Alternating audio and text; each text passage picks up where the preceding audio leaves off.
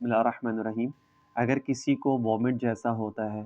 ٹھیک ہے نا، وامٹ آ نہیں رہی ہے، یہ جیسے کہہ آنا اور وامٹ متلی ہونا کسی کے ساتھ اگر یہ ہے، تو اس کے لیے سورہ محمد ہے 26 پارہ میں سورہ محمد، اس کی آیت ہے والذین آمنوا وعملوا الصالحات،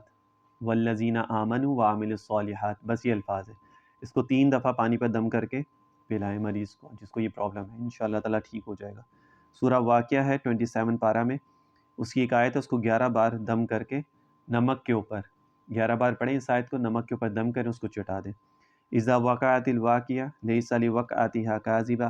خافضہ رافعہ اذا رجت الارض رجا، یہ سٹارٹنگ سے سورۃ الواقعہ سٹارٹ ہو رہی ہے، اور والسابقون السابقون یہاں تک اس کو پڑھنا ہے شروع سے۔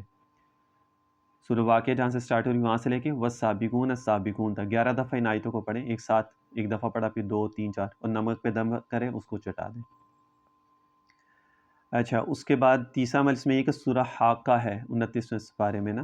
اس کی ایک آیت ہے یومئذ تعرضون لا تخفی منکم خافیہ، یومئذ تعرضون لا تخفی منکم خافیہ، اس کو 41 ٹائم پانی پر دم کر کے مریض کو پلائیں، تو انشاءاللہ تعالیٰ اس کا یہ جو قے ہونا متلی ہونا یہ ٹھیک ہو جائے گا۔ اسی آیت کو تعویذ بنا کے گلے میں بھی ڈال سکتے ہیں، تو انشاءاللہ تعالیٰ اس کے لیے بھی فائدہ مند ہے۔